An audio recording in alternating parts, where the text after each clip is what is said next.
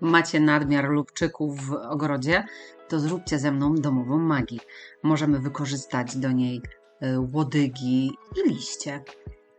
I akurat przyciąć naszą roślinę. Będzie idealna do zup. Ale będzie dzisiaj pachnie wesoło.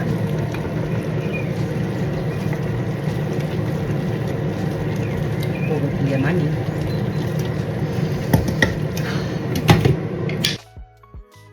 Przycięłam w ogrodzie mój lubczyk, bo już nawet mnie przerósł i ma bardzo grube łodygi. Nie są mi potrzebne, bo później nie wykorzystuję ich do zupy. Powycinałam, pokroiłam na mniejsze kawałki, żeby weszły mi do garnka i najpierw je będę gotować. Osobno oddzieliłam sobie liście, które pokroję i będę gotować później. Zaczynam od zalania w dużym garnku łodygi lubczyku. Około 3-4 litrów dolewam wody, bo ona i tak się będzie trochę wygotowywać. I pod przykryciem gotuję na małym ogniu, jak rosół, 3-4 godziny. Dodaję sobie jeszcze ziele angielskie, kilka kulek i 2 liście laurowe. I właśnie z tymi przyprawami gotuję sobie łodygi. Ja gotowałam 3 godziny. W międzyczasie posiekałam sobie liście razem z takimi drobniejszymi łodygami. Jakoś super drobno nie musi być, ale pokroiłam i przerzuciłam sobie do miski. Oddzielcie wszystkie jakieś brzydkie liście, ich nie dawajcie, tylko takie same zdrowe. Mam ich tak solidną miskę, pełną. Prawie cały koszyk pokroiłam. Oczywiście możecie zrobić mniejszą ilość. Ja po prostu miałam go dużo ściętego, jak przycinałam, więc chciałam wykorzystać cały.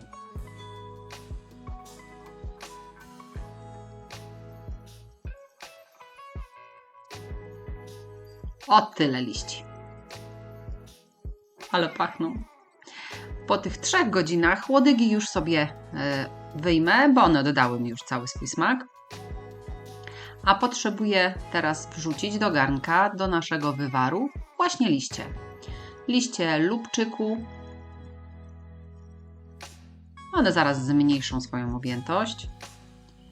Dodaję również jeszcze około pół litra wody, bo tam mi się wygotowało około 3 takich pełnych łyżeczek soli, kilka suszonych podgrzybków. Mieszam wszystko i dodaję jeszcze posiekaną natkę pietruszki, takie 2 pęczki dosyć spore, również do garnka. Tak samo posiekane jak lubczyk. Gotuję tak te liście jeszcze około 40 minut i w międzyczasie, jak już będę miała około 10 minut do końca, wsypuję sobie około 4 łyżek cukru do rondelka i chcę go stopić, żeby się skarmelizował i zrobił taki bursztynowy. Nie mieszam go żadną łyżką, tylko ewentualnie potrząsam garnkiem. O, już się prawie całkowicie rozpuścił, już robi się fajnie brązowy. Ogień pod cukrem mam bardzo mały, żeby pomału się topił i nie przypalił. Jak już się całkowicie stopił i ma taki piękny kolor, to dodaję sobie wywaru około 1-2 chochle. Tylko uważajcie, zmniejszcie ogień albo całkiem na chwilę wyłączcie, bo może pryskać, żebyście się nie poparzyli. I mieszam, one robią się takie grudki tego karmelu. Możecie teraz zwiększyć już ogień.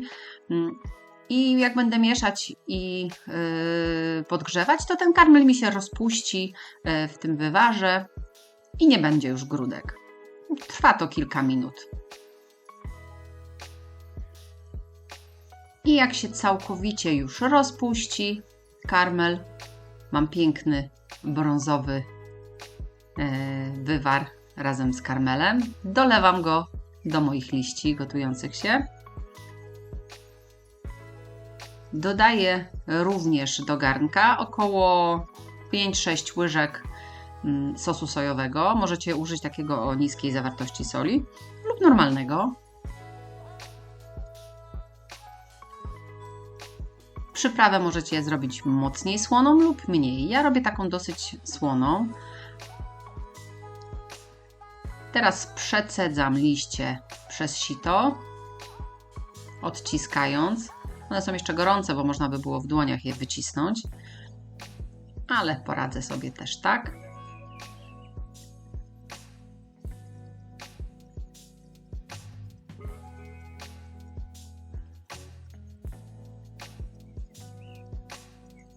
Cały wywar zostawiamy przecedzony. O, jeszcze końcówka z garnka.